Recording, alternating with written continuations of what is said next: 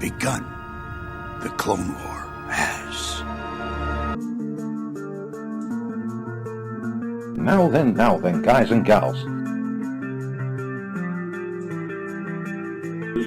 The hybrid age that we're talking about right now is something that happened once before.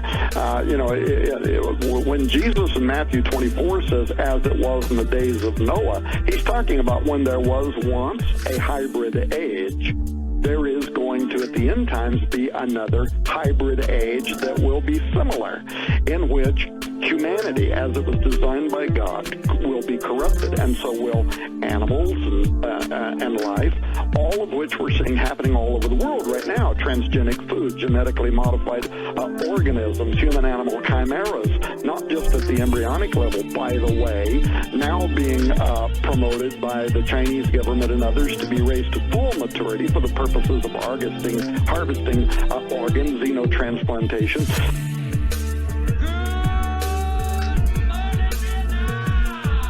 Do you really think you have a chance against us, Mr. Cowboy?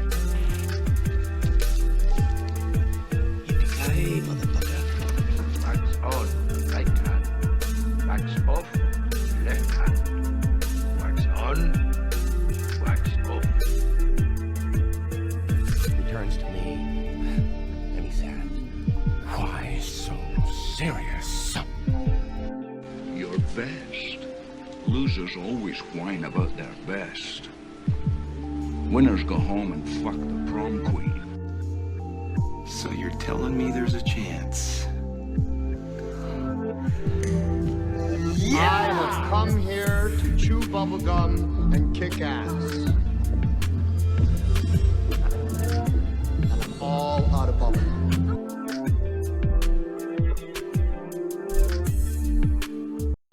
Curfew is now in effect. All unauthorized citizens must stay indoors. With every second that ticks by, the future is running out. Tensions rise as we enter the 200th. You got that Friday feeling yet? I have. But you know what happens, eh? We always say, oh, we'll just go for a couple of beers after work with a few friends, make sure I'm home early to see my girlfriend. Then, someone says, come on, let's do a couple of Jaeger bombs. Now, a couple turns into about 12, which turns into the tequila, which then turns into... Hello, welcome. It's EKoM Friday. Although this might go out on a Sunday, but we have ARCHAIX, Jason Breshears, number 2 this evening. I've been planning this episode for couple of weeks.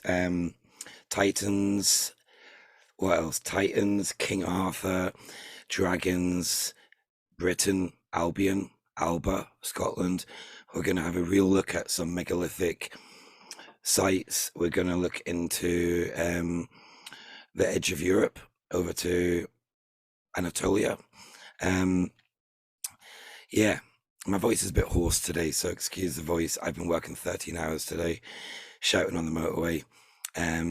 Yeah, anyway, so I'm going to send Jason a link and I'll ping it over to him. There we go. Jason will join us shortly, although I will stop this in a minute as I'm rambling. Anyway, yeah, sit back, enjoy. It's going to be a couple hours, I think. We've got a lot to talk about. So, yeah, it's Esoteric Night of Malta and Jason Breshears. What an event. So, welcome, Jason. How are we? How's America? Oh, it's pretty good. Yesterday was the first day we had temperatures below 95 degrees. God. And what we're getting in the UK is, I call it tripocalypto weather, where you got this really low blanket of cloud, really low, and it's hot and windy, and it's weird. It's just, we're not getting to that, but we know what it is, So yeah, so today what we're going to talk about, we're going to talk about Albion, Britain, and maybe Titans. I've also been doing, quite a lot of research today on King Arthur. Oh, really? Arthur, yeah, it's an interesting, it reminded me, I did some research today, and the end of the summation I got to, it sounds very like, it was in the story of Nimrod. in a way, it's like the Bible. It's like it was written by Gregory of Monmouth, the story. But then when Gregory of Monmouth died, he left a note saying that was all BS, pretty much. So we don't know. It's very interesting. I've done a lot. I've even been looking into Merlin, the magician, the wizard. Fascinating. It is great story, but how much of it is fiction, I don't know. But it's interesting. Yeah. Yes. Well, Historiam Regum Britanniae is a book that I studied. I was very intrigued by that book. And it was very obvious when I first read that book. That's the History of the Kings of Britain by Geoffrey of Monmouth, the very text you're talking about. When I read it, the title's in Latin. It's Historia Regum Britanniae.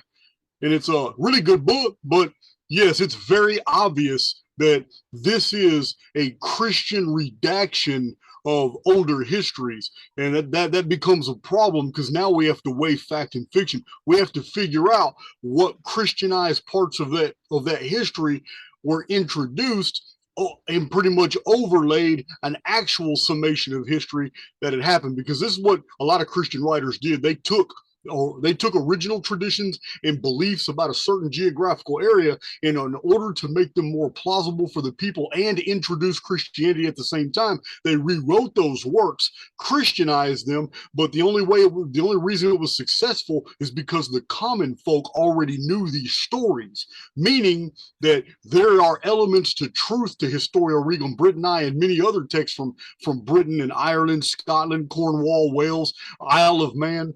They're very rich in tradition, but you have to remove the Christian dressings to get to the actual details. So it's funny you mentioned that book, because that's one of the most obvious ones from British history. The book you're talking about, I did hear that, the history of the British kings, I think Kings of Britain. I heard that book mentioned in the research that I was doing on King Arthur today, and I'm going to play. It's about a 2 minutes long video. Okay, it's not copyright. So guy is a book wizard. He's a bit of a bookworm, and you'll love this book as well. You might have read it. I'm not sure. I'll play. Do you mind if I play it? Because it's going to give us a lot of stuff to talk about. Yeah, go ahead. Yeah, cool. It's very good. I was watching a video, and I was like, this is a really good video to watch to actually talk about. So yeah, I'll share my screen. I'll put the link to this guy's channel in the description of my channel. But yeah, I'll share sound. There we go. Right, I'll play the clip. Okay, it's 2 minutes long. Despite posing as a guidebook, is actually just the travels of John Mandeville. Can you hear that, Jason? Yes. Yeah, cool. Right, I'll start again. So off we go. The Travels of John Mandeville, despite posing as a guidebook, is actually just a sort of combination of many 11th and 12th century sources. Mandeville ripped pieces from one source, bits from another, and put them together in a big melting pot in one continuous narrative. A storyteller at heart, Mandeville quickly leaves the guidebook behind and starts spinning tales. He tells us of princesses that have been turned into dragons, hills of gold guarded by giant ants, the skeletons of ancient giants with ribs 40 feet long.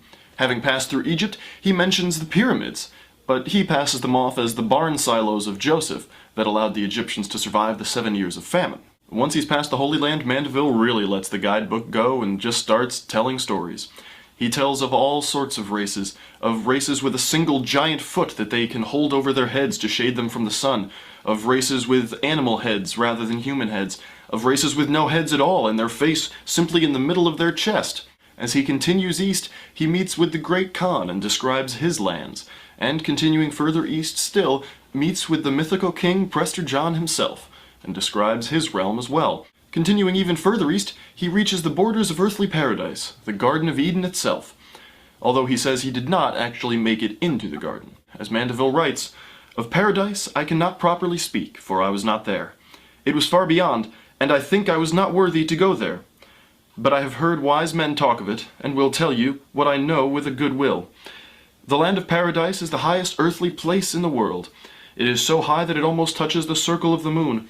It is so high that Noah's flood might not reach it, but cover all the world about.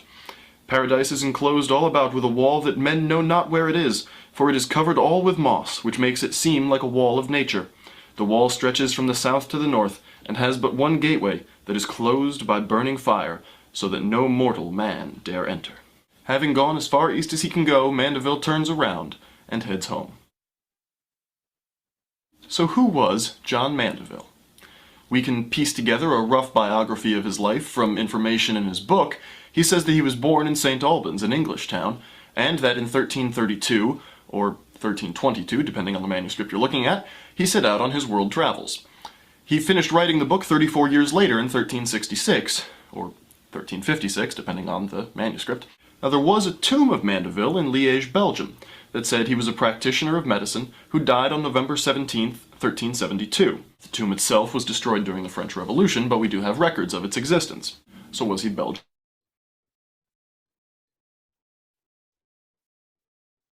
I can't hear you. Yeah, I'm muted, sorry. Yeah, I thought that was a great way to start the episode because he really goes into... Have you heard about John Mandeville? I'm sure you have. Yeah, but to me, he's science fiction. Fiction? Yeah. Yeah, he's like, yeah, I've come across Mandeville and dismissed him almost immediately. Really? Yeah. Very highly imaginative. I don't believe he visited the places he said to have visited because those aren't the things he would have saw there. Yeah, no, I just thought it was interesting. What he talked about was it is very sci-fi almost. Yeah, what he's talking about. For the time period it was, and books like that were very common. John Mandeville's book is only one of many that survived from the time period that 13. I mean, when he was writing. Now, another reason why it's fiction is we have definitive records from that time period of what was going on in the world at that time, and his was like. A lot of creative license was employed to basically people didn't mind reading that material because they knew it was fantastic. They knew it was probably BS, but the world was a very dark place at that time. There, no matter where you traveled, you had survivors burying people who were dying from bubonic plague. During the entire life of Mandeville, the bubonic plague was basically decimating the world. The plague kept popping up in different places all over. That whole period was traumatic in the human experience. And no matter where he traveled, he would have come across plague. Yeah. It was a crazy time. It was a crazy time for real. I'm just gonna share. That's not the right one. Oh, sorry. I'm trying to share a picture. But I got the wrong window of John Mandeville. But yeah, it was just an interesting. What he's talking about. It was the 40-foot. It was the 40-foot rib bone of the giants, and that could lead us on to what you mentioned.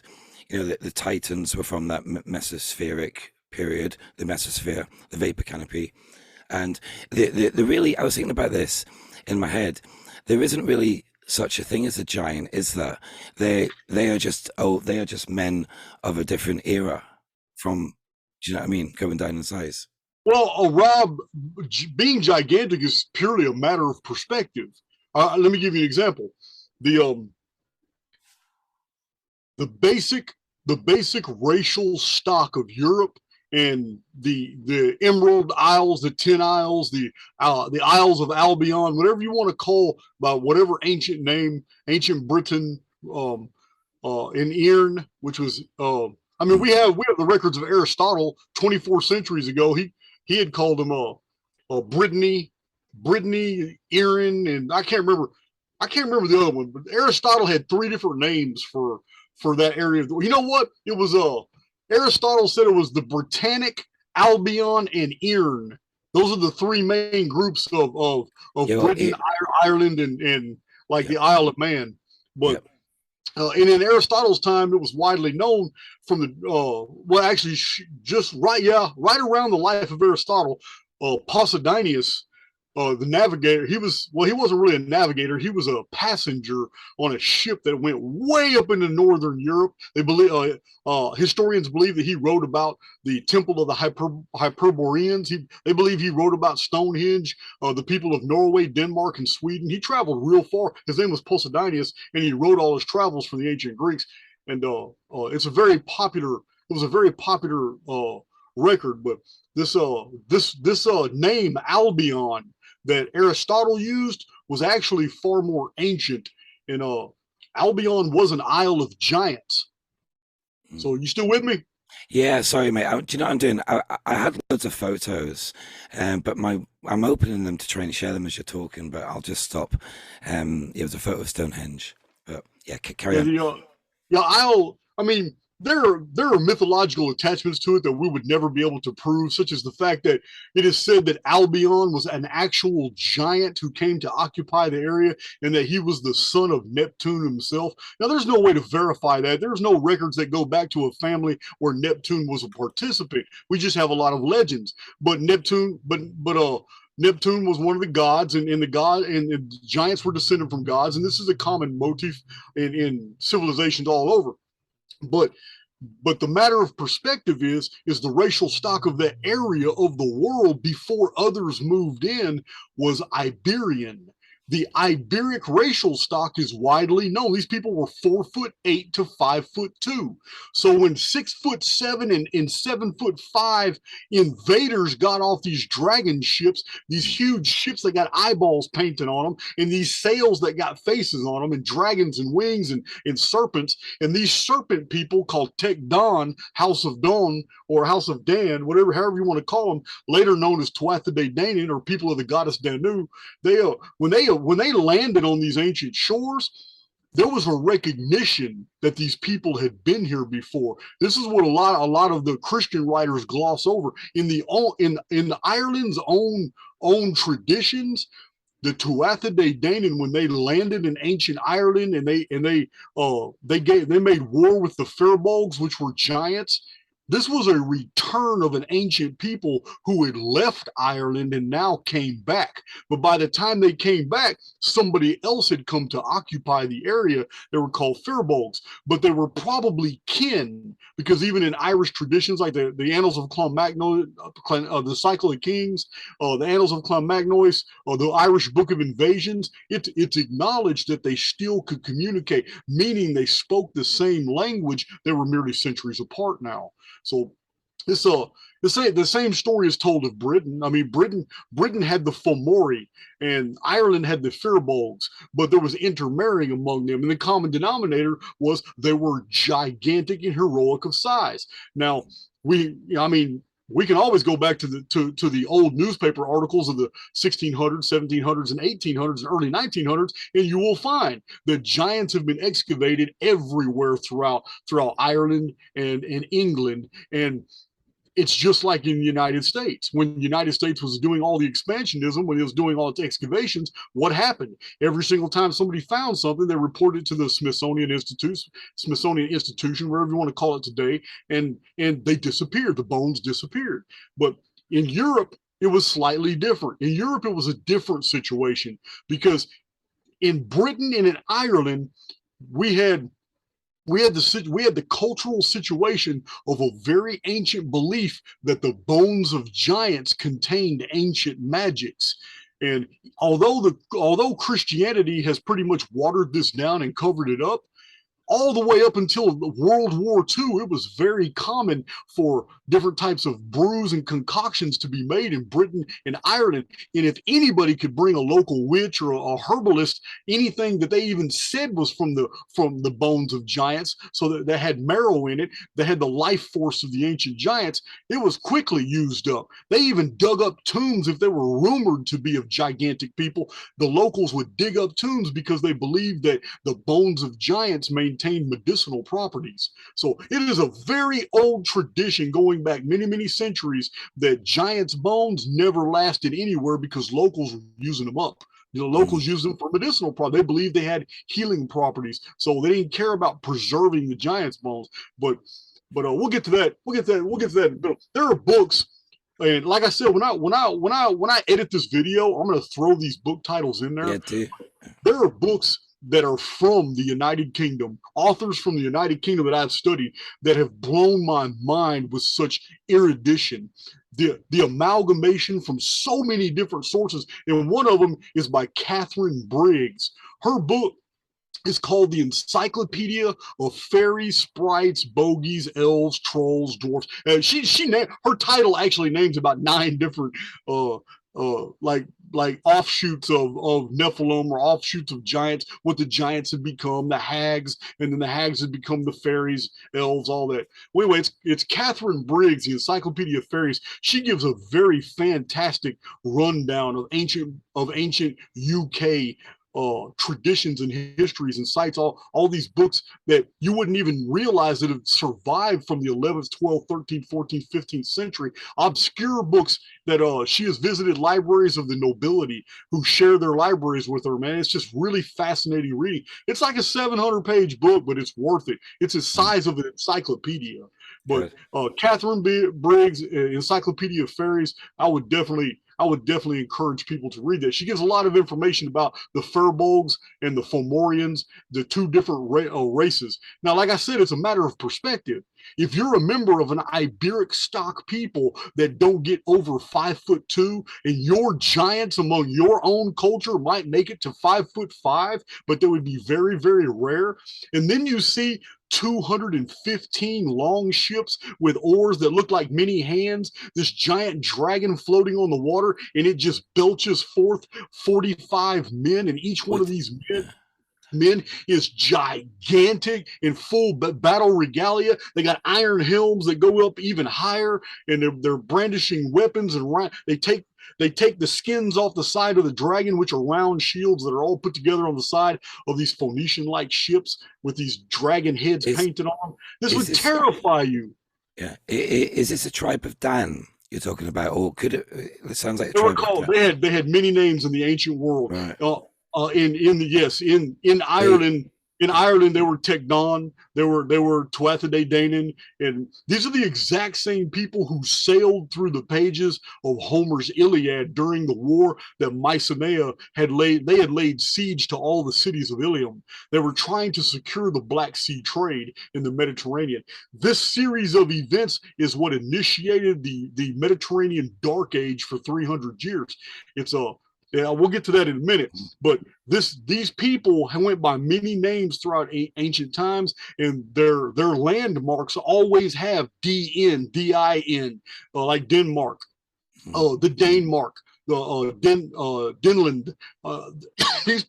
These people surveyed all of Europe, but they basically settled in Ireland, in ancient Ireland, which is interesting because about 800 years before that, they had come from the exact area of the world. I don't know if they had left for cataclysm reasons or whatever, but they left everything behind, and the only people that were in Ireland for about a 400 or 500 year period were the people of Iberic stock. And these people were all over Europe and the Mediterranean. These are a very Iberian people. They're just swarthy skinned. They wrinkle really fast.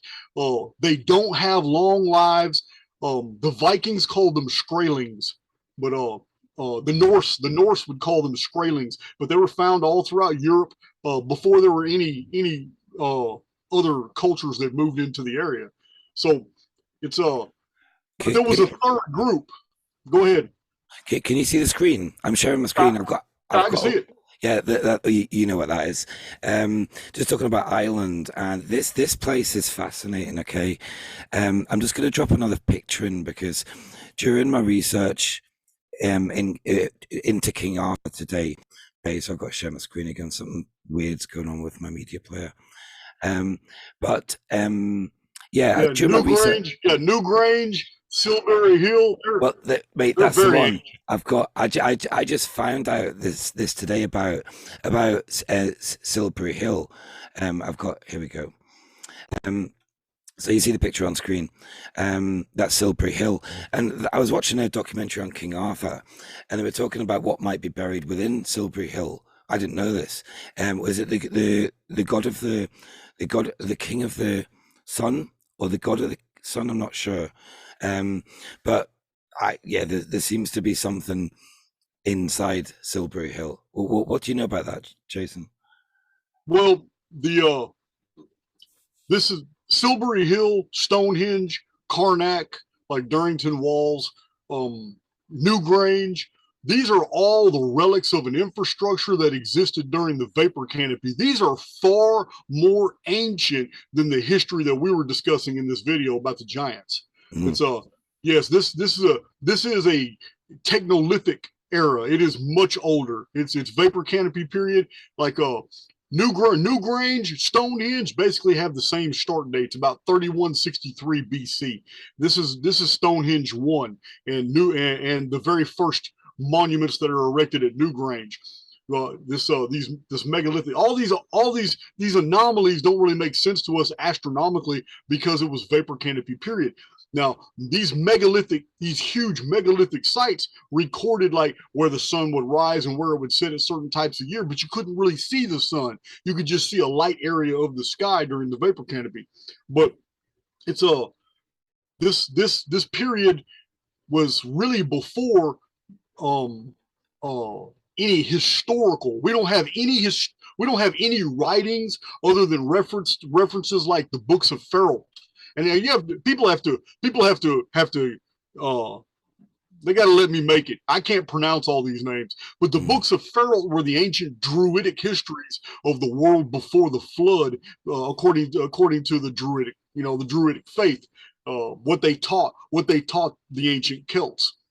So we don't have any actual writings from the United Kingdom that go before the flood. But there's a lot of evidence that what we call of is the day the sky fell, the great flood, the Vapour canopy. We have a lot of evidence that it didn't really affect the United Kingdom area like it affected me.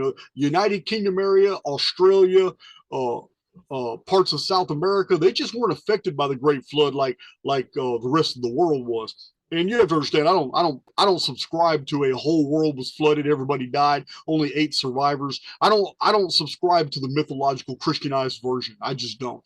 The Judeo-Christian version. There's too much evidence of survivors. The very fact that we have flood traditions by different cultures, different blood types all over the world in different geographical areas is evidence to me that there were many survivors. It was flooding all over the world, but it wasn't that the whole world flooded.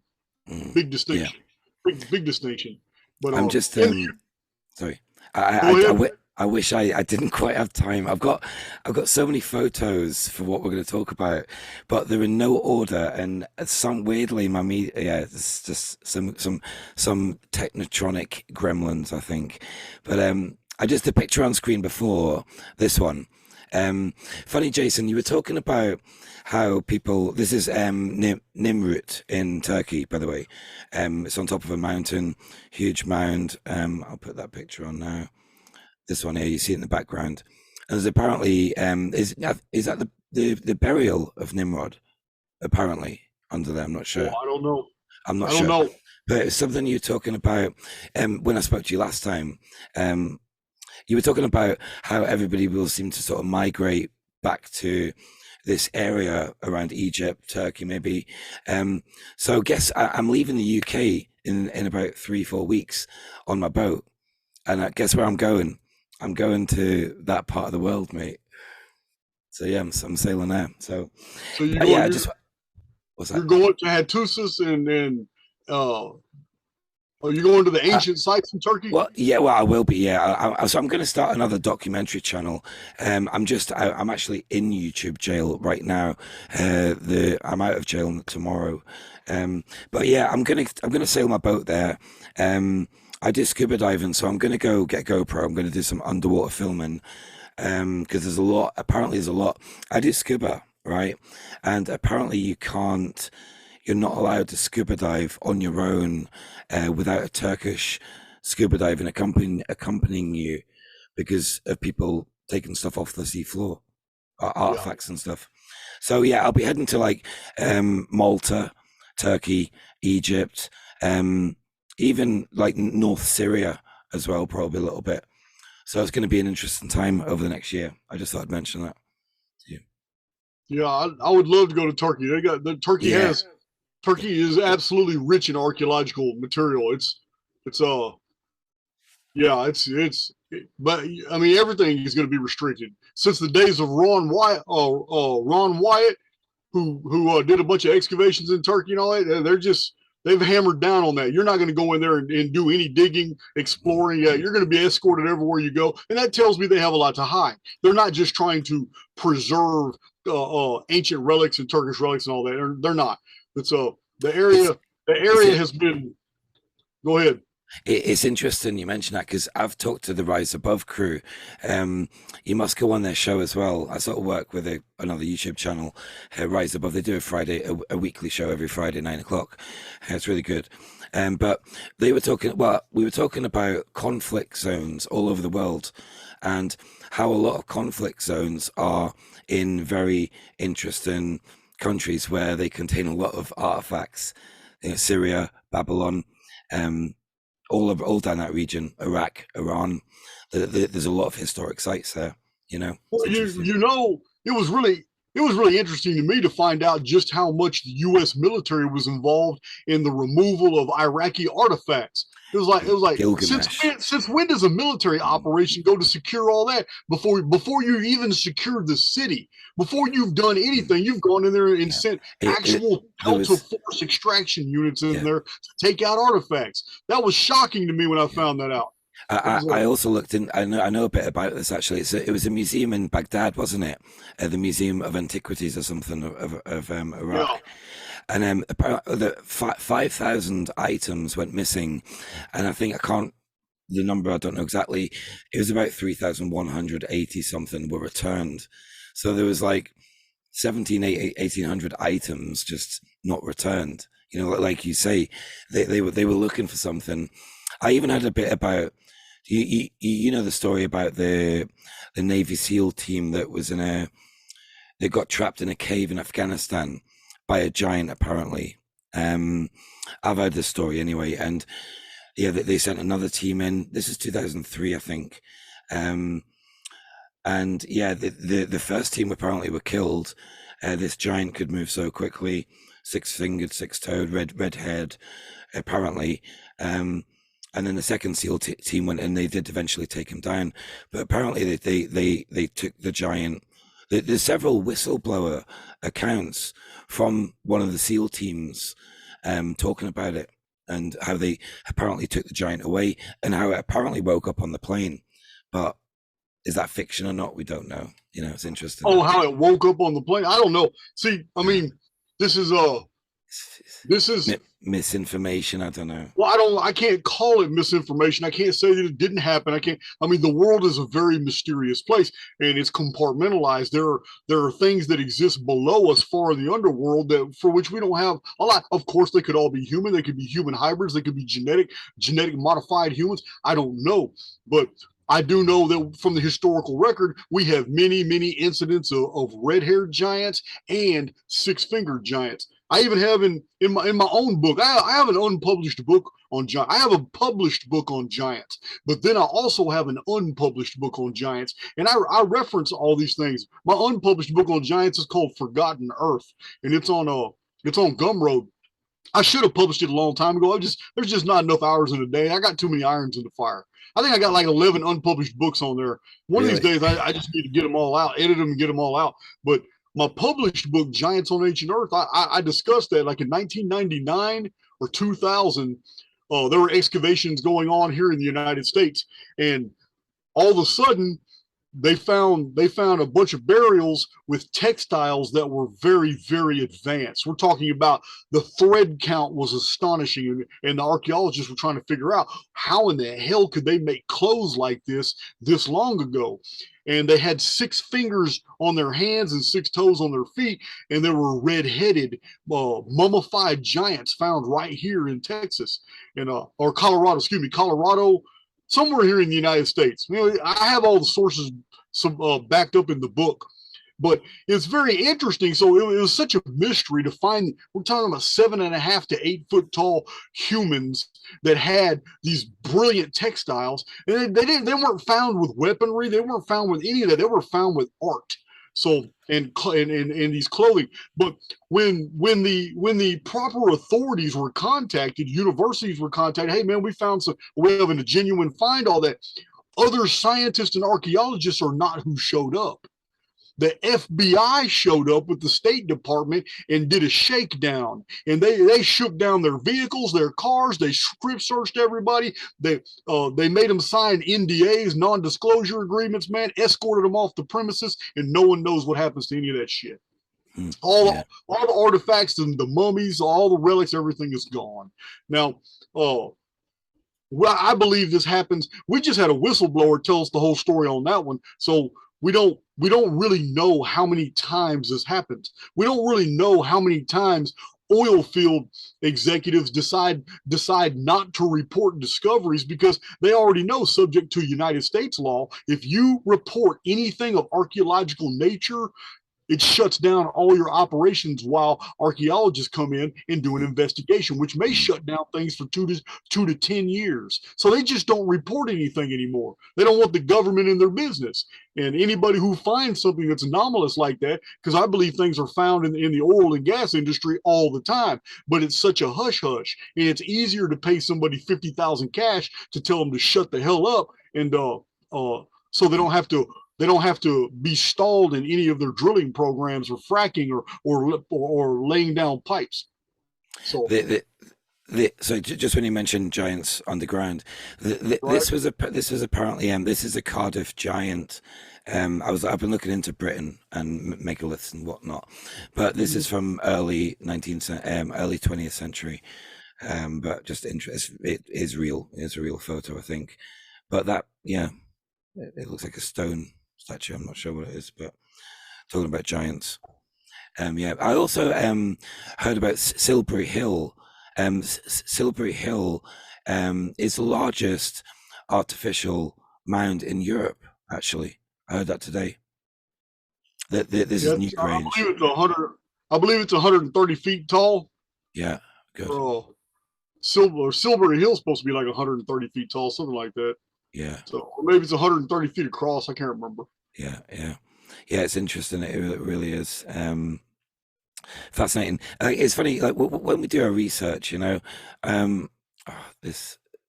Yeah, I can't. I'm not. Well, when we do our research, I'll just sort this out. Yeah, there we go. When we do our research, can you see a screen? Yeah, I can see it. Is it a load of photos like Gilgamesh? All I can see is a donut with a. That's the other one. Like a dolmen with a needle rock. Yeah. Yeah. So this is. My photos are not going well tonight. I'm sorry. Sorry about that. Sorry about this, guys. But this photo on screen, right? So when you search for Gilgamesh, this is what you get. You know, and it's how they make computer games. A lot of computer games. Same with Nimrod. A lot of ancient deities. As soon as you search for them, this is what you get. You know, it's very difficult sometimes to actually try and wade your way through all the stuff, you know.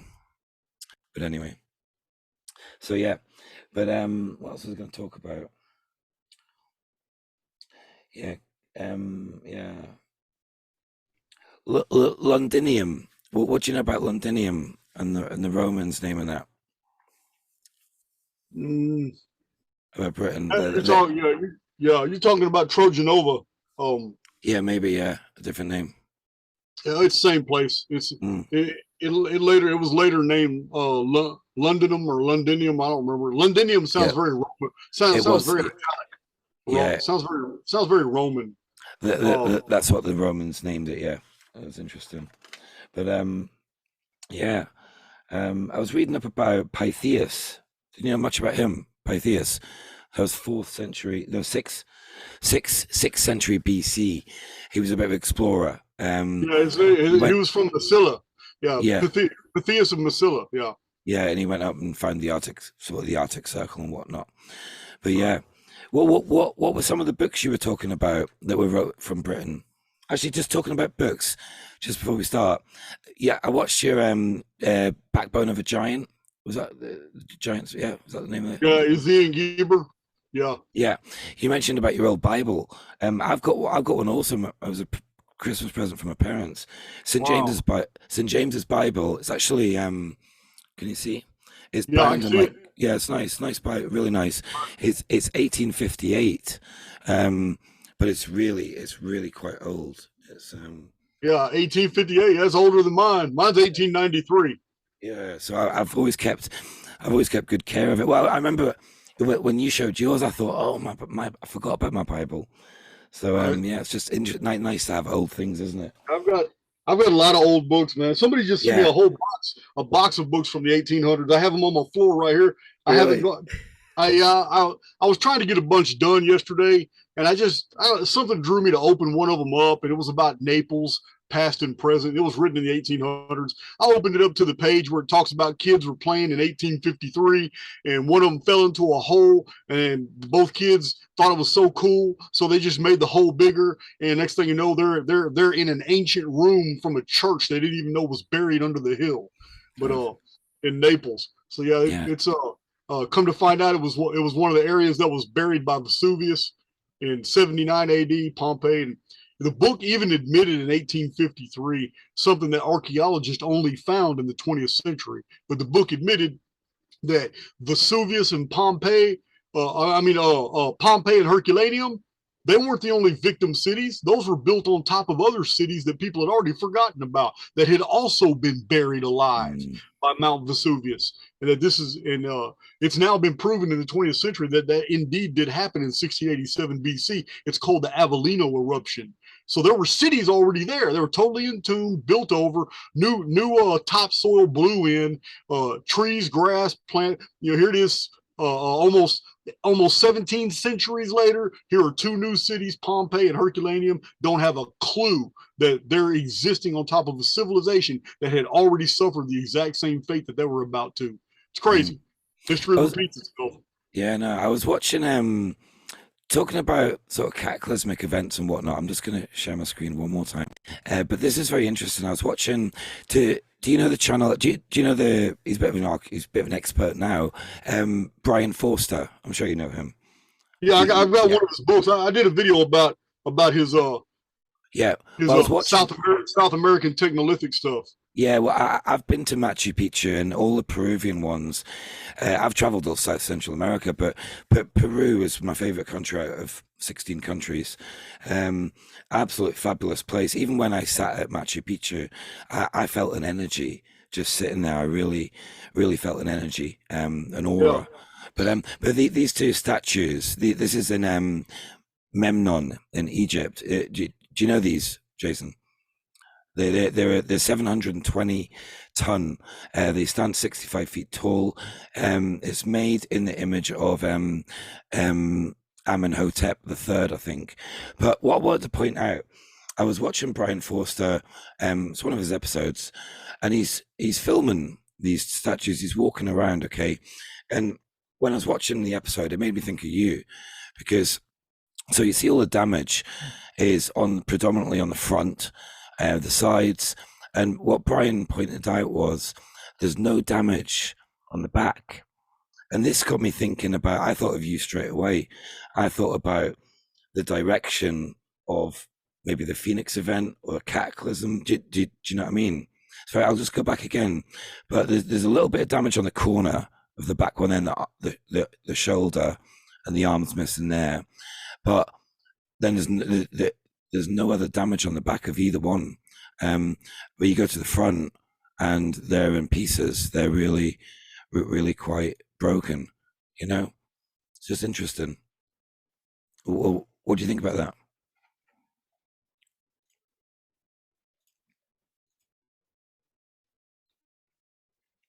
Yeah, Jason. I don't know anything about it. No, it's interesting. I just thought I'd show you. Yeah, I don't know anything about the Memnon. They're big. Can you hear me? Big. Yeah, I can hear you. Yeah. Yeah. Okay. Yeah, I'm not. Yeah, I don't know anything about the Memnon. I've never found any particular interest in any post-Hyksos Egyptian in the post-occupation Egypt. To me, it's almost all rewritten BS. It's after the Hyksos departed, Egypt was basically floundering. Akhenaten was trying to. We don't really know much about Akhenaten I mean, we know that a lot of the Moses narrative was invented from the history of Akhenaten, but because Egyptian history was in chaos. It's after the Hyksos left. The Hyksos had the area under stability. The Hyksos were the foreign kings. They were Amorites. There were people anciently called the Amuru, and in Egypt they were called the Tamahu. They were very tall, bearded Caucasians, and they were in control of Lower Egypt, the Mansion of the Phoenix, the Ben area, the Giza area, but they never controlled Upper Egypt, which is the Egypt that Hollywood promotes. Hollywood does not promote the Lower Egypt. They for whatever reasons they won't. But the Upper Egypt is Karnak and Waset and Thebes, the Valley of the Kings. Ancient Egyptian mummies from Upper Egypt were always interred in the Valley of the Kings, like King Tut. But Lower Egypt, where the Great Pyramid was, and where the very sophisticated city of Heliopolis, which we know of as On and Memphis, these cities were nothing like the cities 700 miles away in the interior of Africa that we know of as traditional Egypt. So when the Hyksos left, all of it started falling apart. And this is Akhenaten. Akhenaten even moved his kingdom to the middle of Egypt. No one had ever occupied that area of the world before. There's nothing there. There's no pyramids there. There's no temples there. It's an empty wasteland desert. And all of a sudden, he builds his capital city there, and it only lasted for his lifetime. Then it collapsed. But that's the story of Akhenaten. It's basically Akhenaten's story is the story of a fantastic Egyptian empire in decline, because basically they had overrun the people that were doing the administrative, having everything facilitated, all the international trade and all that was done through Lower Egypt. But when those people, the Amuru, the Tamahu, when they decided to leave and they'd left, they went back to Mori, Mitanni. They went back to the Syria, Antioch, the holy city, which in the Old Testament, which was rewritten by Jewish redactors, it's called Jerusalem over and over and over. But the original holy city in the ancient world was not Jerusalem. Jerusalem is a very small, insignificant city that doesn't factor anywhere in the history, the histories of all other nations. But there is a city that was called the Holy City that's nearby that does factor in. It's mentioned in the cuneiform writings of almost every civilization surrounding it. It was an Israelite city. It was called the city of Kadesh. And Kadesh is where great wars and battles were decided between the Hittites and the Egyptians. And it is one of the greatest seats of the Amuru, the Amorites. The term Israelite is total biblical invention, but it's actually an invention, just a name that identifies an actual people. And those people were basically Syrians, but those Syrians were of an ethnic group that had basically taken over the entire Near East from Babylon, Hattusis, and Anatolia. They were the ethnicity of the foreign shepherd kings, the Hyksos that were in Lower Egypt only, not Upper Egypt, which is 700 miles away. So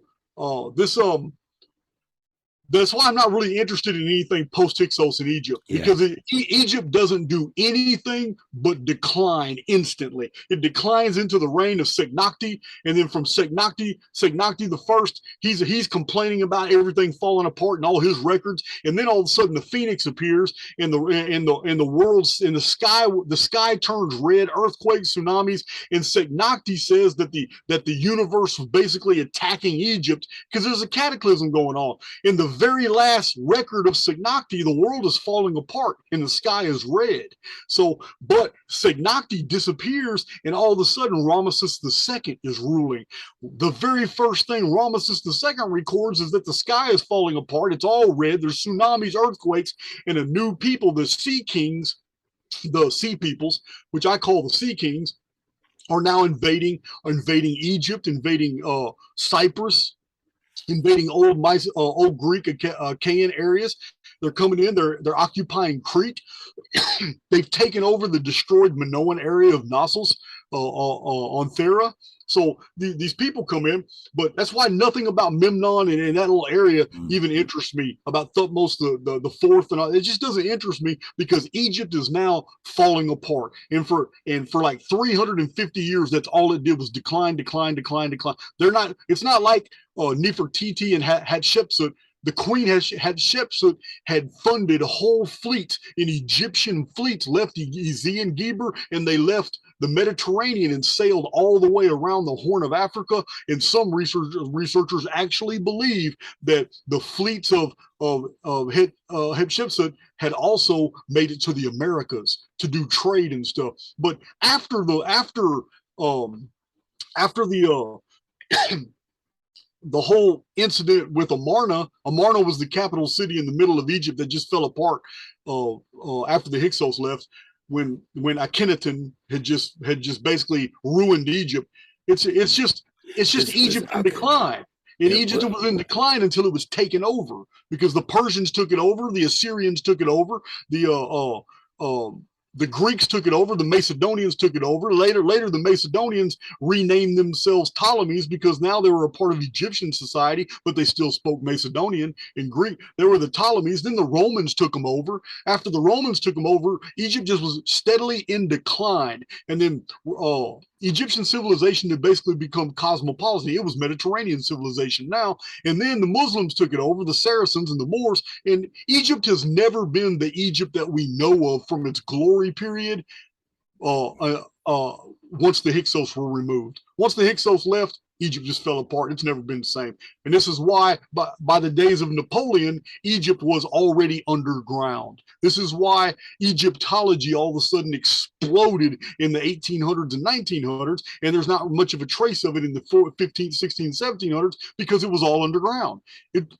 Napoleon took thousands of people, engineers, and all, a whole military, and they just dug up temples and dug up pyramids. And it was the very first scientific mathematical analysis of Egypt that had been done since the Roman days. Probably before that, it was.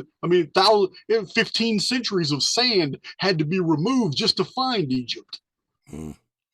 It's also like Egypt, like the Sphinx.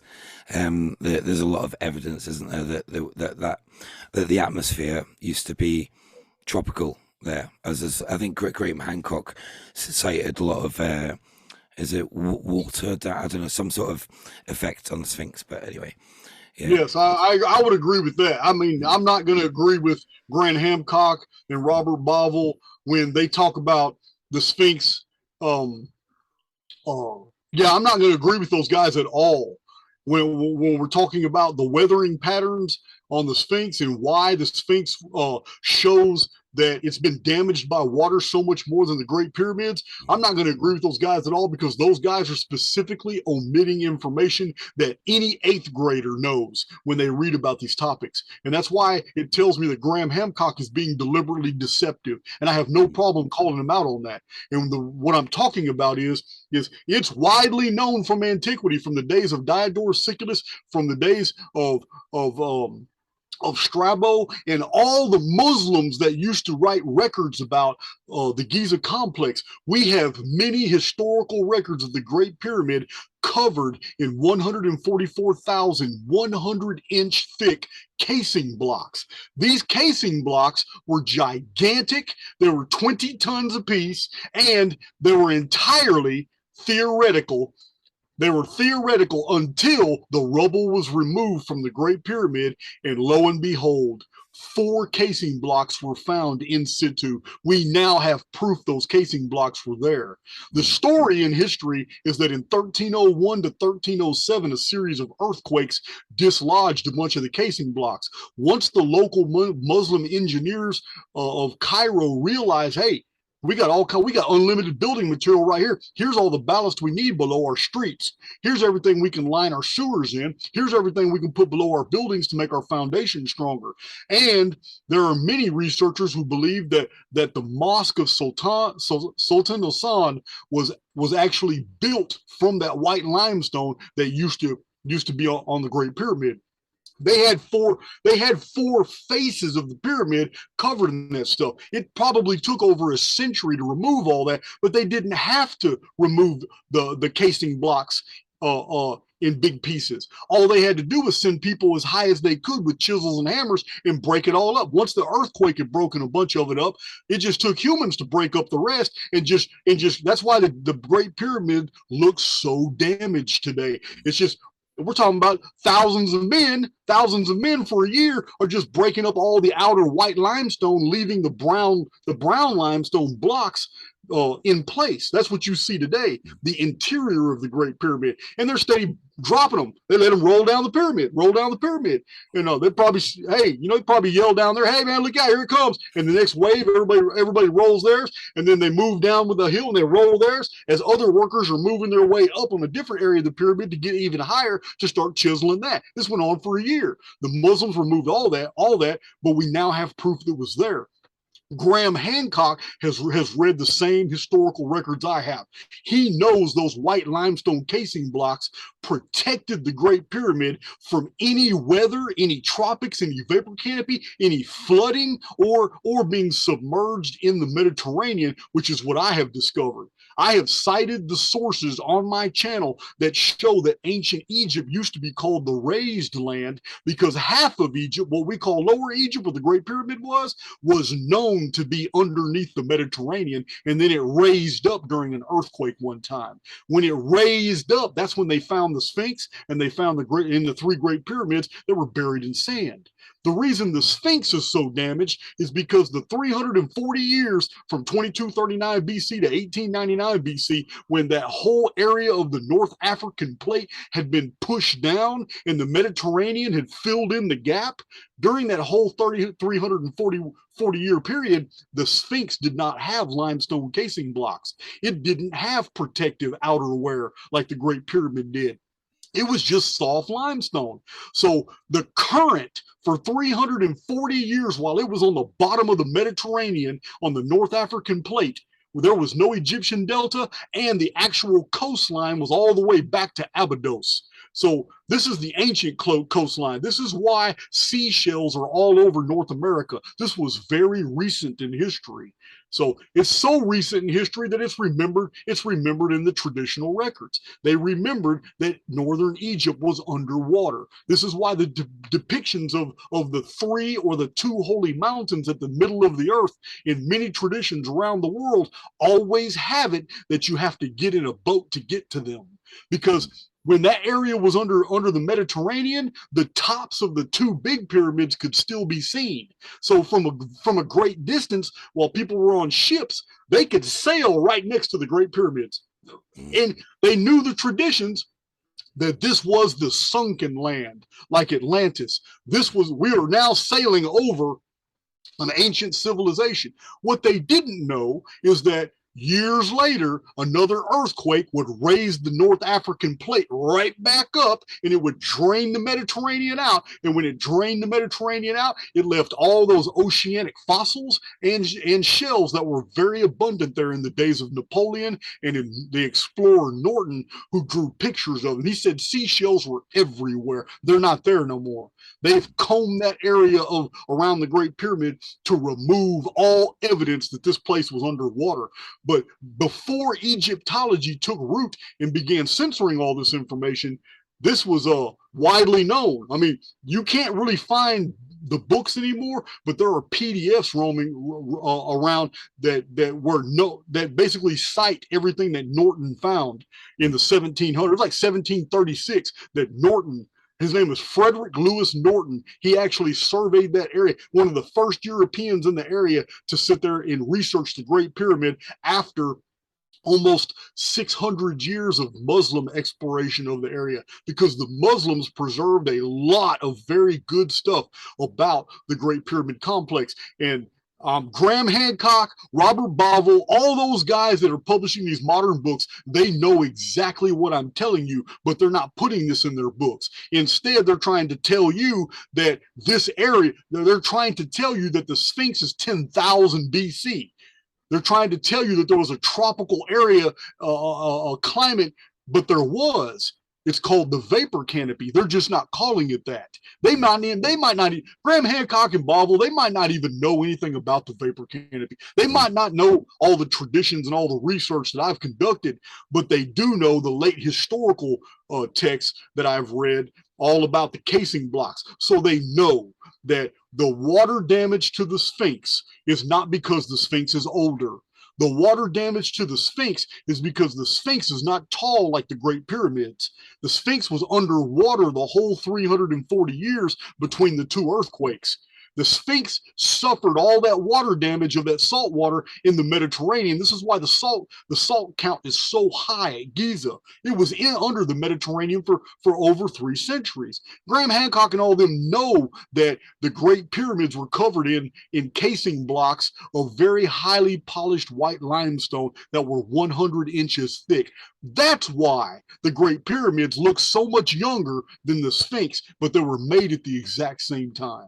That's really interesting. That I think about that also. I was going to mention, but you mentioned anyway, how the pyramids would have looked. I've got a picture.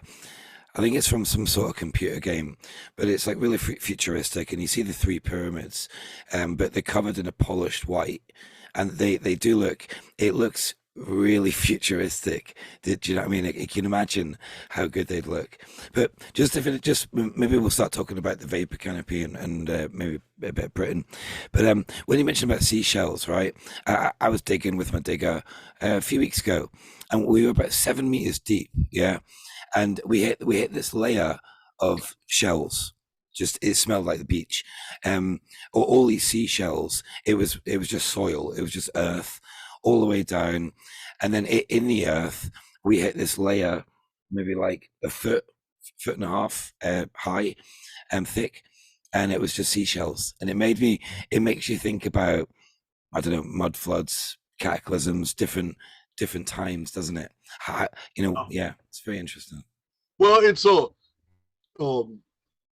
the whole fossilization process isn't what you think it is. I mean, it takes the right conditions. It doesn't take millions of years. Yeah, so, I agree. Yeah. There have been fossils found at Giza. I've seen pictures of them. I have one somewhere on my desktop hidden in one of these files.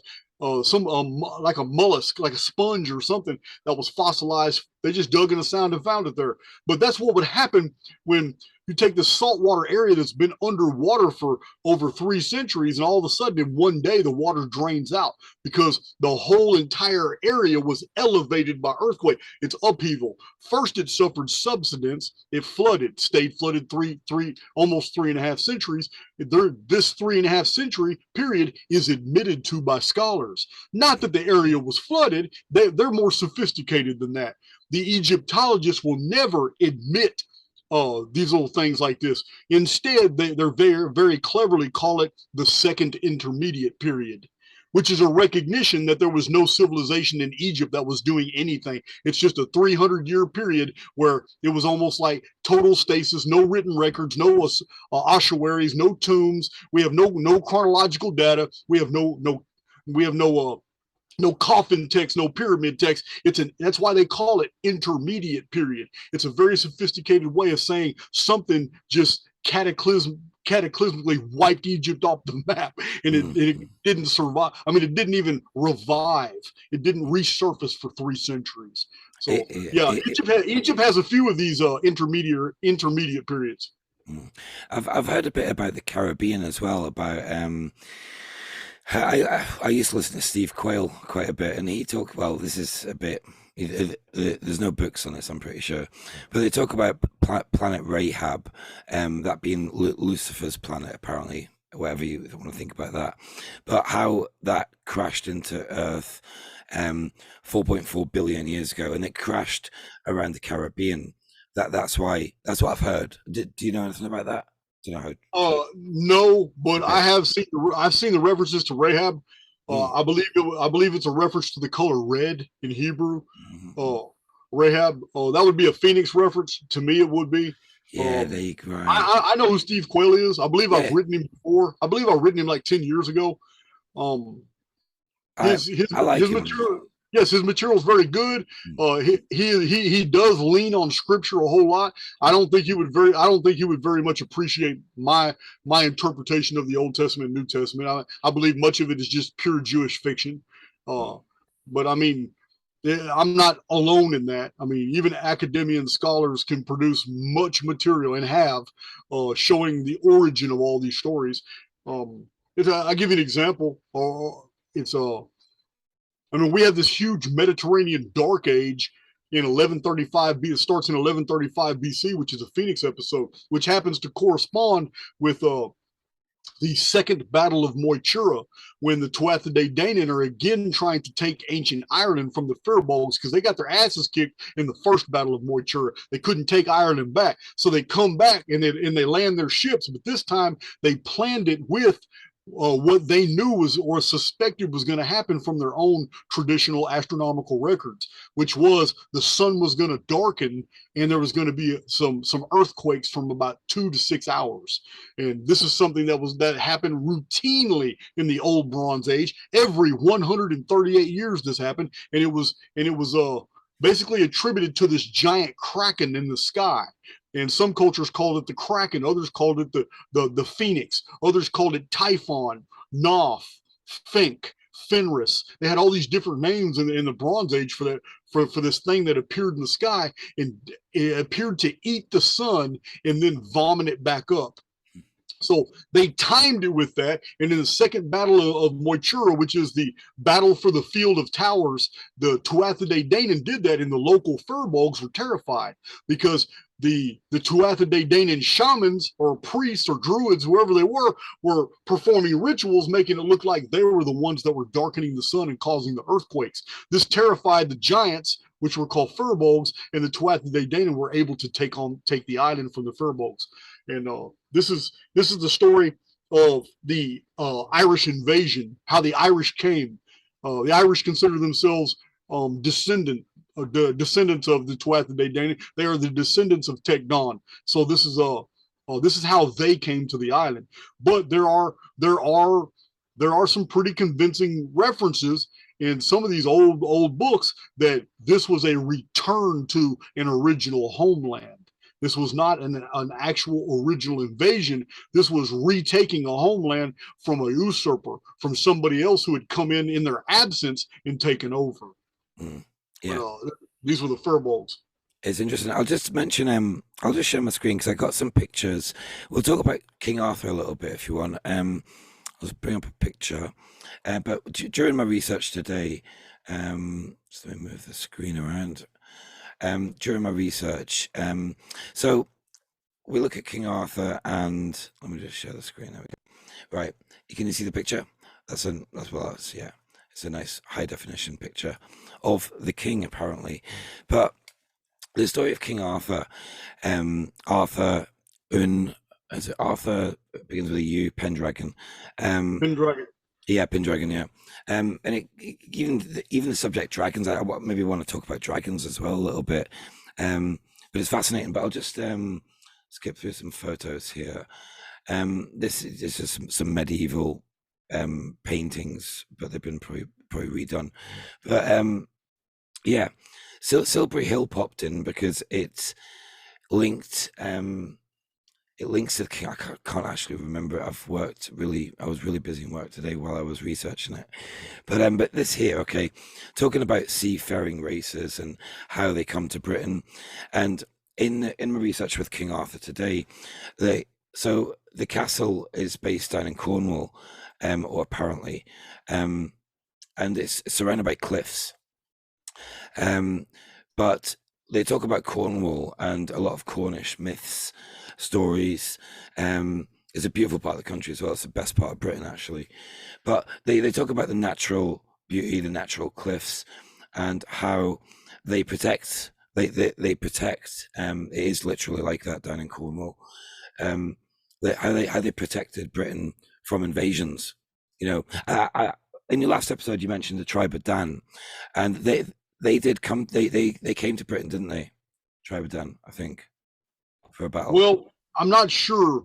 The Tuatha Danaan didn't invade Britain, the Britannic island. They didn't.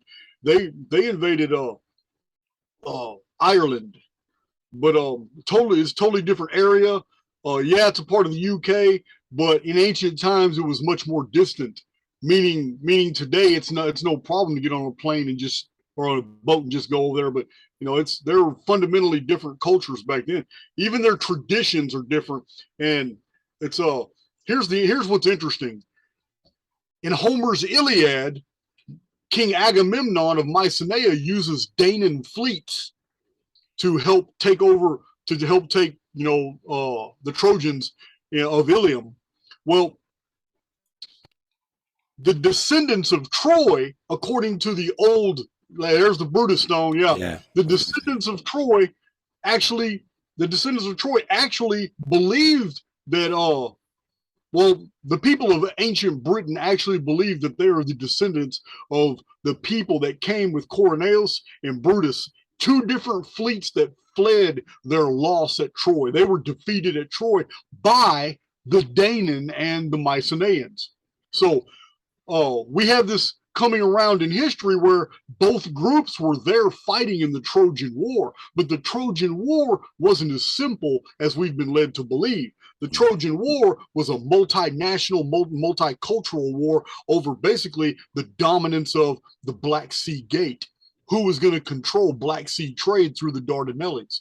So this huge trade war erupted and started involving more and more cultures and people, and it was a 10-year-long affair. The Danaan were only passing through the area, and they wanted to go further, but they made a deal with King Agamemnon of Mycenae and the fleet, and they went to war with King Agamemnon, defeated Troy with King Agamemnon. Then the Danaan continued sailing right out of the Mediterranean.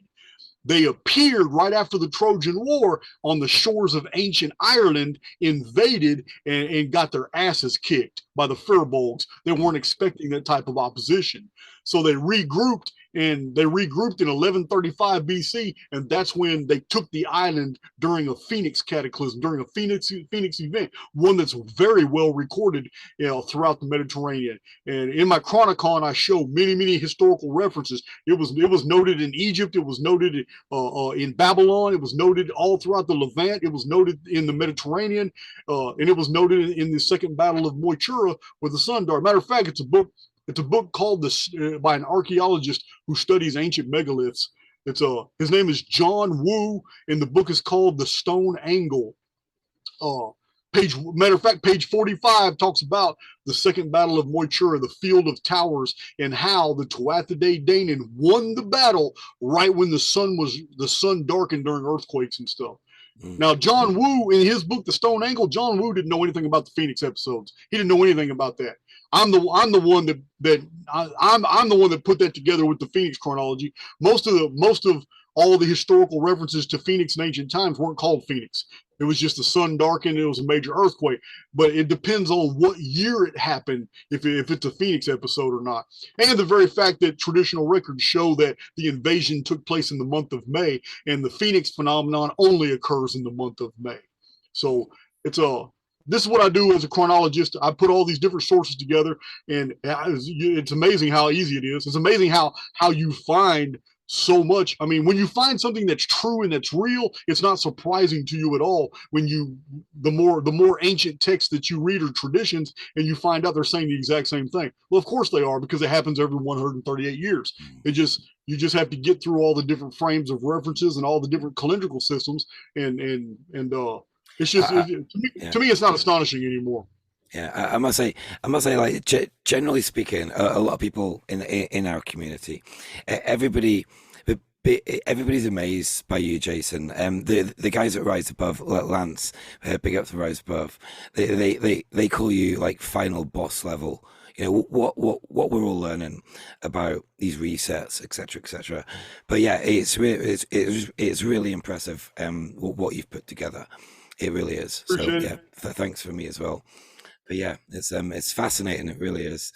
And it's kind of like I often think about, since discovering your work, it's how they really don't want the public knowing about the 138 years, because the normies would freak out, wouldn't they? They would freak well, out. I don't know, man. I don't know. I'm ambiguous about that. When I first started publishing all about the Phoenix phenomena, I believe that in my first manuscript, which was finally published in 2009, but I was writing articles and I had email campaigns and posters that were being circulated in 2004 and 2005. Yeah, that was my opinion, that the elite, the establishment, they don't want anybody to know, but no one's ever shut me up. I mean, my first book was published in 2009. Then my second one on the Phoenix was published in 2011. Then another one in 2013. That was 3 books on the Phoenix right there. And then on Facebook, I just unleashed like 200 articles that I had written, all the mathematical evidence, putting all the stuff I saw, citing the sources. The ARCHAIX book. Now, I will say this, Facebook did kick me off. There's no doubt. I'm locked out of Facebook, but who cares? I don't care about Facebook. But here I am on YouTube. I've been putting all this material out. So you say that they don't want the material out. I don't know. I do know this. I don't even have 100,000 subs. So I'm not complaining that I have 42,000 subs. This is not a complaint. Don't interpret it that way. What I'm saying is in the YouTube universe, I'm not even a blip on the radar. So maybe I won't even get their attention until I have 100,000 subs. I don't know. It's funny you mention that. So I did an episode with Dustin Broadberry. He's an investigative journalist. Can't say that word. And we were talking about counterinsurgency, that sort of stuff. I'm not going to get into it. And the episode was removed. We were very careful with our words. The episode was removed last week. So I've been in jail for a week. But so what were you talking about? We're talking about psyops and counterinsurgency, talking about LifeLog, DARPA, etc., you know, that sort of stuff. And yeah, it was taken down. I've got 4,000 subs. So if you do want to sub to my channel, go to Esoteric Night of Malta, because I would love some more. But anyway, but yeah, but it's funny how even I only started a year and a half ago. But in the first year, I must have had 8 or 9 videos deleted, doing them on the wrong subject. Yeah, really, a lot. I've only had 1 video removed from all my videos. I've only had one. I was learning a bit as well, so I know there's certain subjects you just don't talk about, you know. So I'm not going to mention them. So yeah. But it's it's interesting. One more question while I remember. So when we see a lot of artifacts, actually, this Bible, so 1858, and your Bible, because they're both old. So I was thinking last week, so these items survive because of the 1902 Phoenix, etc. These items survive either by being taken underground, or they survive by being in an area, or on Earth that doesn't get affected by the Phoenix. Would you agree? Yeah, 100%. Listen. The 1902 phenomena that I documented. What's profound is that we were able to document so much material. What's not profound is that all these things happened. What I'm getting at is that a lot of people on my channel, they're still baffled sometimes. They leave these comments saying, well, if all this happened in 1902, how come this? How come this? How come this? And you don't get it. The whole purpose of me revealing 5 different videos on 1902 is to show you how cleverly these resets are covered up. While people are experiencing all this phenomena, they don't even know it's going on. It takes 10 to 15 to 20 years later, people are looking back going, hey man, I remember this. Wait a minute. What about this? Well, wait a minute. When I pull up these microfiche, this is everything that happened, but how come I don't have any memory of it? I was there. So these resets are very, very sophisticated, and that's exactly what you'll find if you're living inside of a simulated context. But the 1902 reset was not bad. It was bad for the people of Martinique. 30 to 40,000 people were incinerated in a 5-minute period when Mount Pelée exploded. So it was very cataclysmic for them, but that's a highly localized field of effect. Phoenix is always very highly localized over just small different areas, and it's very traumatic to those people who experience it. However, However, there's been several times when it was almost hemispheric, when whole countries were all going through it at the same time. And 4 times in history, it was worldwide. Those were the bad ones. But it's and that's what I believe. I believe we're going to have a hemispheric one in 2040. In 2040, I believe it's going to be hemispheric.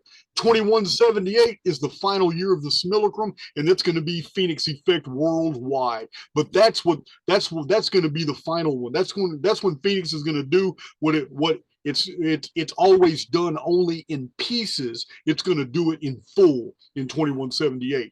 But by that time, all the redeemed, the elect, the errants, everybody's going to be removed from the equation, because it's not all. That's far in the future. That's 138 years after 2040. That's 72 years after the calendar is over in the year 6000, which is not 6000 since the creation, but 6000 since the calendar began in 3895 BC, the Annus Mundi calendar. 2106 is when the Great Pyramid is completed. The Great Pyramid has never been finished. It was always put there, but it was never completed. In 2106, it will be completed with the addition of the chief cornerstone, and that's going to have an effect. Remember, the Great Pyramid is a machine. It was designed for a machine purpose, but it has an engineering function. So, I mean, we may not be able to figure it out right now, but I promise you, we're going to figure it out when the Vapour Canopy returns, because as soon as the Vapour Canopy returns, we're going to have new applications for old technologies that people can't even imagine right now, because humans are smart. People are going to figure out things within 2 or 3 months of the Vapour Canopy here. You're going to have teenagers that are going to be figuring out new ways to do this, to power this, or hey, I got all this over here, but we just need a power source. So they're going to come up with new ways to do that power source. And then older people are going to realize, well, we can empower our whole community up using that system. And then, you know, within a 10-year period, we're going to have all new, very, very weird, like Mad Max steampunk type engineering, electrical, just whole new infrastructures, but they're all going to be in microeconomies. There's not going to be a worldwide community anymore. People are going to be in survival mode. So it's yeah, that's what's going to happen after that. But yeah, this Great Pyramid, however that technology is to be invoked, we'll know during the Vapour Canopy, because during the Vapour Canopy, our mind instantly, remember, this necessity is the mother of invention. Right now, we don't have the necessity to know what the Great Pyramid does. We really can't figure it out, because right now we don't have a barrel pointing to our head. But in the Vapour Canopy, we will. Everything will be made. We'll understand everything. It just takes a different biosphere. Because I mean, it's not just the environment that changes. Humans are always a reflection of the environment they live in. This is why there's different races with different traits and different. That's why their bodies are so fundamentally different.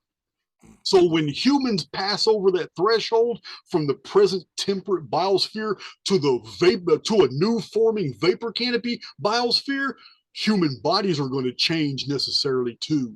And those changes are not just going to be physical. They're going to be all the way down to the DNA level. They're going to be mental. Cognition is going to increase. We're going to have heightened senses of awareness, increased atmospheric pressure, ambient radiation. These are going to activate latent genes. We're going to be doing things at greater aptitudes. So this is the story we get from the ancient world, when all people were mathematicians, where all people did not need the written word, because all they had to do was say something one time and they committed it to memory.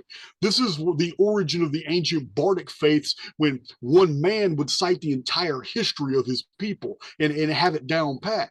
We're going to be going back to those days. No one's going to need a pen and pad of paper anymore. No one's going to need a keyboard anymore, because just open communication between two individuals will be committed to memory. We'll almost all have instant recall. Yeah, it's awesome. Yeah, it's interesting. I really enjoyed your episode with Max as well. Max Hagen. He's awesome. He's very much a leader in our community. So yeah, I think a lot of people enjoyed that chat with you. Max and I are going to talk again. We're waiting for him to receive, because he's in Mexico. Yeah. And although Mexico's close to Texas, we have two fundamentally different postal systems. And I sent Max one of my flash drives.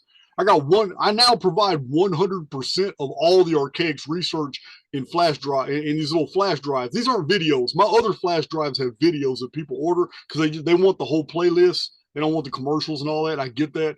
But my super pack has thousands and thousands of images, charts, pages of raw data, articles, published and unpublished books, because people don't want to order all that stuff individually from Gumroad and then have to go to a website to find more. So I just provided it all on this flash drive, and I sent Max a copy. So I'm waiting for Max to get that flash drive and for him to go through it. Once he goes through it, oh, he's going to have unlimited material to he'll be bouncing questions off me, and you know what, we'll probably do a series of videos based off that, because I'm eager for Max. I like Max's mind. I'm eager for him to go through the flash drive because the drive has all my source materials. You can go in there and see the actual books I've read, the authors, the publishers, the date of publication. He's able to go in there and pull out some really good stuff. You know, try to run me through the mill. I'm not worried about anybody trying to grill me. You know what I mean? Because that's how we learn things. Yeah, I mean, if I haven't answered certain questions yet, it's because people haven't asked them. I believe all the answers are accessible, and if I don't have an answer immediately, believe me, that night it's going to bother me. I'm going to search for it. I'm going to find it. Like I said, there's answers for everything. We just got to look. Yeah, definitely. Yeah, it's interesting. It's also talking about huge animals. It's like what you talked about earlier about perspective, and you know, yeah, it's like if you're a descendant of a titan, then you know, if you've got a cow, that cow is going to be massive. If we see that cow, it's like it's not sort of perspective, isn't it? But I mean, that's exactly what we find. The image that you just invoked is exactly what we find in the historical archaeological record. First of all, among Native Americans, what are their chief traditions? That at one time the animals were larger. Now, what do we find in the archaeological record? We find megafauna. What are megafauna? They're exact duplicates of the animals that are existing today, and except their body mass is much larger. We're talking about horses, pigs, cows, raccoons, possums, even marsupials that were gigantic compared to today's standards. Nothing unusual. Now, some of those megafauna have died out for whatever purposes, like for whatever reasons, like a three-toed sloth, giant sloths. Some of them like the what are they? The mastodons. Wow, I said mastodon. You showed me a rock outcrop. I'm just showing. No, I just when you mentioned megafauna, I've got a lot of photos. I mean, some of the I'm not saying these are real. Some of them are interesting though, and like this one. This to me looks like a giant. It looks like a giant's face, doesn't it? That looks pretty real. But it's just interesting how quite a lot of these how a lot of rock seems to be. That looks pretty real, but it's weird, isn't it? Strange. So I didn't mean to. Well, I mean, I just you already know my position. I can't go by optics. There are no images that I will ever accept as evidence of anything. I just can't. I do agree with you that they're very interesting. I do, but it is not uncommon in ancient cultures to take rocks and to look at them and aesthetically basically accentuate the features they already had to create that zebra effect, to create that trunk of that animal. This was a very common practice very long ago, to take rock outcrops and accentuate their features, carve them into what you imagine them to be. So I'm not surprised to see faces in stone. I'm not surprised to see, because it could have very well been done 4,000 years ago by a 17-year-old kid who didn't have nothing to do for 2 months but chisel rock. So, I mean, are they evidence of gigantic life forms and all that? I don't know. I just don't know. It's too hard to say. It's like that channel. Is it Roger at the Mud Fossil University? How he's looking at all these rocks, pretty much, and it is very interesting. I've been watching him, and he's picking out. He compares a big rock to a heart, and you can see all the veins and everything. They do seem to match up. It's very interesting, isn't it? It's like petrification, like what you talk about with fossilization. It certainly doesn't take as long. It's about the pressure, isn't it? About the pressure and the circumstances where it's these gigantic creatures that Roger and other people are asserting existed, and they're saying that these rock outcrops. Listen, the only way that could be possible is the very scenario that I've documented.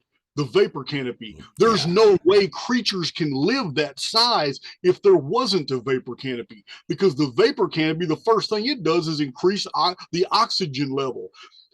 There's a lot more air to breathe. So it's the plants are larger.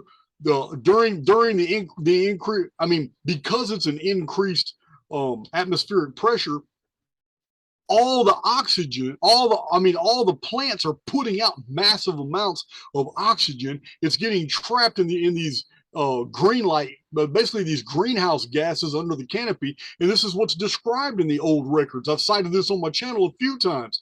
I cite the actual traditions and where you can find them, that the ancients truly believed that the world of their forefathers in ancient times had large, gigantic animals. The plants were bigger. The sky was always dark, like a dark purple light, and yet it was hotter than it is today. This is vapor canopy. This is basically the conditions of a vapor canopy. You know, people. How do most scholars and sort of scientists in current times, if you mention a vapor canopy, does anybody even talk about it? Probably not. Yeah, well, yeah, I do have one video that cites a book from the 1920s, another book from the 1930s, another book from the 1950s, another book from the 1960s, and two books from the 1970s, all done by very serious researchers and scientists about our world having an ancient vapor canopy, citing all the traditions. Remember, you gotta understand, the vapor canopy history is not exclusive to the ARCHAIX data. It's not. It is borrowed. This is 100% borrowed information from other sources that I have found in just different studies. But it's also been replicated. This isn't something that you just find out of a book. There are Christian scientists in Texas at Glen Rose who actually built a functioning biosphere. They created a world within our world, and they modified it and created basically a dark environment, super high humidity. They increased the atmospheric pressure. They pumped oxygen in it, and what happened in that ultraviolet, that dark area, was fruit flies, cockroaches, earthworms all grew 3 times their present sizes today. They also lived 3 times longer, and this was just a 60-foot long steel biosphere. It's just a small one. Imagine that on a worldwide scale, when the entire sky has an ocean above. The first thing that's going to happen is a lot of our oceans are going to empty out. A lot of our oceans, because I just did a video. I just posted a video this morning that I did with Kelly and Autodidactic, where I show maps of the world, what they would have looked like under the vapor canopy when the sea levels would have been so much lower, because the water was back where it's supposed to be, in the sky, in the mesosphere. We have a mesosphere today. Yeah, a really good example of that. A couple of questions on that. But it's like the example of me going to Turkey, okay? And like I've literally read on the Turkish government website already, you can't dive on your own because people are taking artifacts. Yeah. Pardon me. But it's interesting because it's like what you're talking about when the vapor canopy. So the vapor canopy contains so much water, and the water's going to leave our oceans and go up to that, and it goes back to same around the Caribbean as well. I think there's a lot of underground antiquitech. Autodidactic's got a great channel. He's really good. So is Kelly. What did you say? Antiquitech? Yeah. Well, in the Caribbean. Antiquitech, huh? Let me write that one down. Did you must know that word? Antiquitech is not a word that I have ever used or heard. Let me write that down. Yeah, I think John Levi mentions it. I think, I'm not sure, but it's like what you're talking about. like we think about Turkey with all these ruins on the seafloor. I wrote that down. Cool. I wrote that down. Cool. Like that. I don't want to steal it from anybody. I know, take it, use it, sell it, take it, Jace. But just my point about Turkey and how there's so much civilization on the seafloor. You know, what does that tell you? It's obvious that the oceans were empty a long time ago. Well, when you say seafloor, the common image that appears in people's mind is they see this vast ocean and sea basin, but that's not the truth. We have, just like there are different elevations on every continent in our world, there's also different depths. There's plateaus and escarpments and mountain ranges and valleys. So underwater civilizations and cities are not a surprise to me that so many of them have been drowned out. Because in that single year of the day the sky fell, which we know of as the Great Flood, the appearance of the sun, the collapse of the vapor canopy, when that happened, I can imagine how many coastal cities of the world just vanished in that one day. Because when the vapor canopy collapsed, all the ocean levels went up. Not only the ocean levels went up, but the polar extremities frozen, and now they're 2 miles high. Snow and ice. So, or the North Pole, whatever your model is. I mean, I personally don't believe that we will ever have a reconciliation between flat earthers and those who believe in the heliocentric globe model. This is why I can't call myself either one. Yeah, I'm the same. I cannot look at you and say, hey man, I believe that we're on a planet going through. I don't. I can't say I'm a flat earther because you attach so many stigma and other concepts to flat earth that I can't agree with that either. So it's like what Max says. It's like what Max says about it. Doesn't nobody knows the truth, and that's the bloody truth, you know. And what does it actually, where we are right now in the world, what does it actually matter? We all want the same thing, you know. I'm trying to bring communities in the UK together to different groups, etc. But yeah, carry on, Jason. Sorry, but yeah, it's interesting. Yeah, I just don't believe there's ever going to be a reconciliation between the two. It's always going to be a matter of division. That's why I don't really like to entertain it. I really don't like to entertain it at all. It's just it's sad, really. It's sad because both groups will always be able to produce evidence and proofs that they are right, because things are a matter of perspective. But because I believe that we're 100% within a simulated context, I can agree that we live on a flat plane.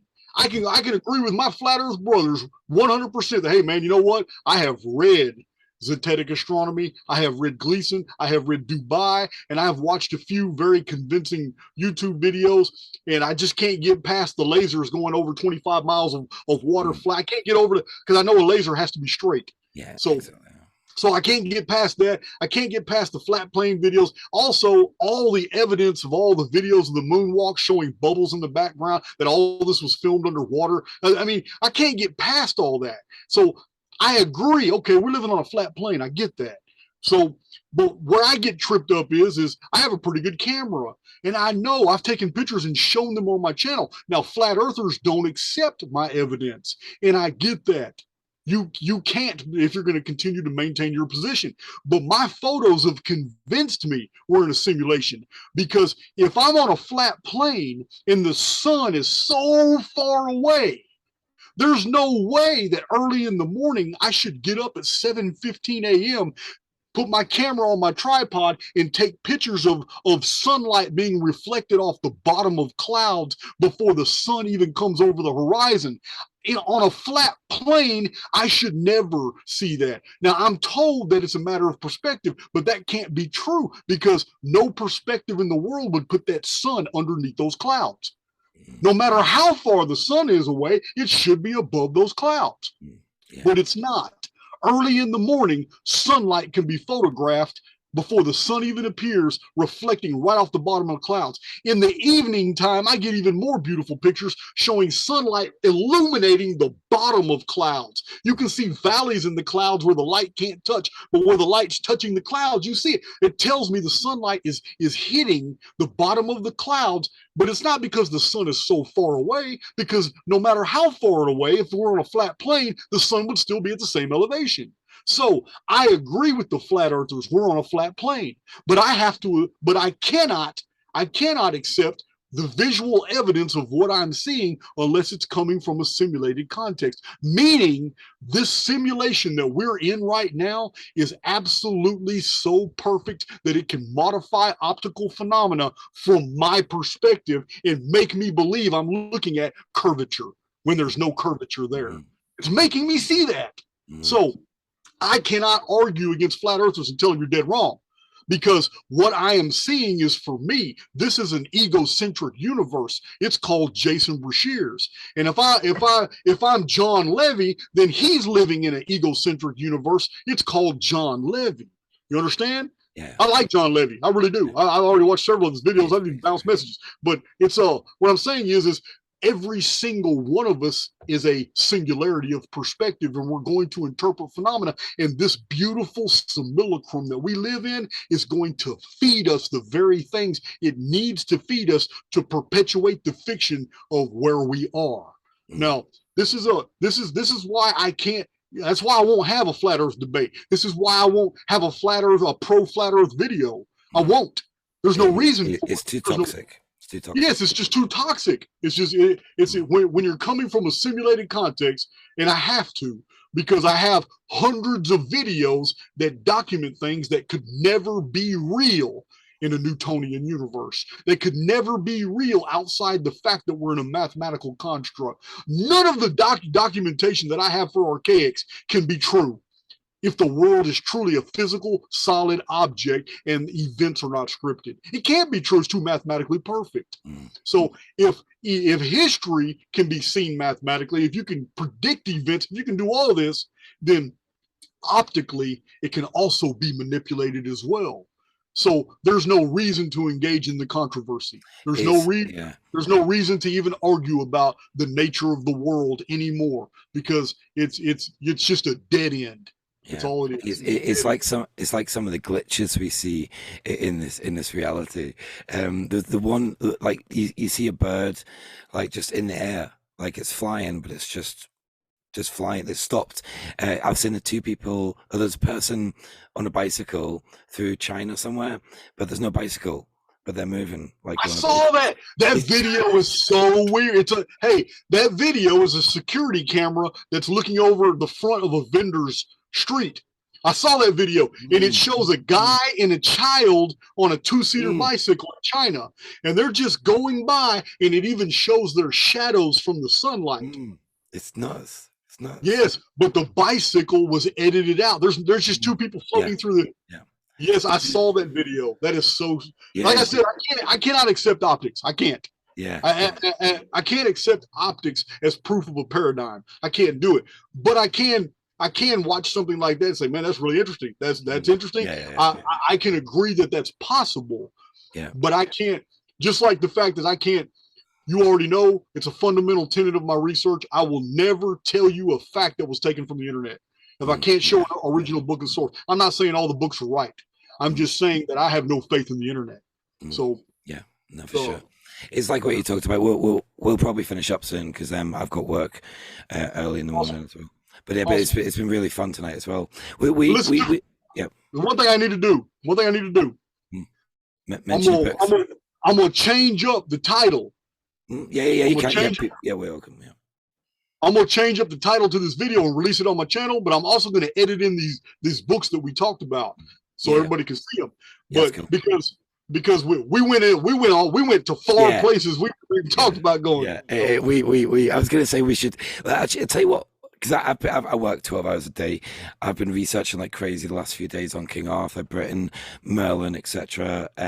But we should still do it more in depth. Let me do some more research on Britain and England, and we can come back and do another one for sure. But yeah. Well, I'm gonna leave the whole King Arthur and yeah, we'll leave that. Yeah. No. What I'm saying is I'm gonna leave it alone. I'm gonna let you research it, and I'm gonna look at some stuff too, because I believe I have some notes on all that, because I believe we can fill an entire video up with just that little period, because that period was 532 AD. From 532 AD to 550 was the King Arthur Merlin period, and I believe that we can fill that up because there's an awesome Phoenix episode that happened at that time. That's subject matter for. Let's do that on our next video. Let's just do King Arthur. There's not too many people that do King Arthur videos, but I can actually tie in King Arthur to a Phoenix episode. Yeah, I'm just going to share my screen just to finish it. It's only a 7-second clip, but it's from, I think I told you before, if you've not watched the movie King Arthur, Legend of the Sword, I'll just play a little bit of it so we don't get copyrighted. It's only I don't think I've ever seen a King Arthur movie. It's really good. I'll just show you now, okay?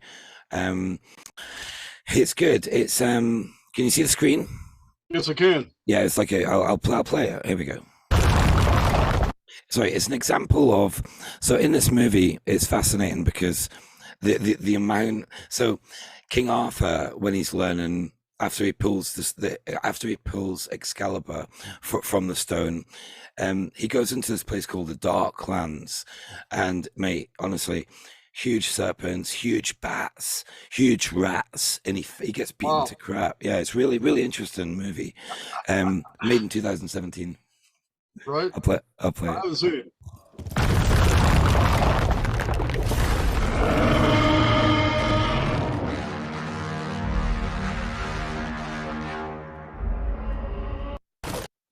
That's a little bit. That wasn't actually the one I wanted to play, but yeah, it's. I'll tell you what. I'll just play the other one. Here we go. Actually, I've got it here.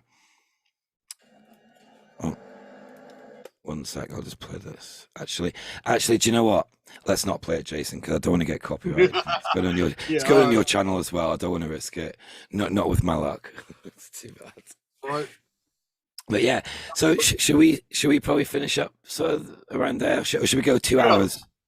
No, we're good. We're good. Yeah. What I'm going to do is, like I said, every single book that we've mentioned, I'm gonna put it in the screen, and then the final edited video, I'm gonna send it to you. Yeah, good, smashing, good. We'll chat on email. So anyway, thanks for watching, guys. Thanks. Give my channel a sub as well if you can, because I'm sort of trying to grow my channel, but it's very, very slow. Anyway, but yeah, it's been great, Jason. Thank you very much, mate. Alrighty, man. Cool. It's a pleasure. Have fun. Have a good day, mate, and we'll chat soon. Okay. Alrighty. Cool. Ciao for now.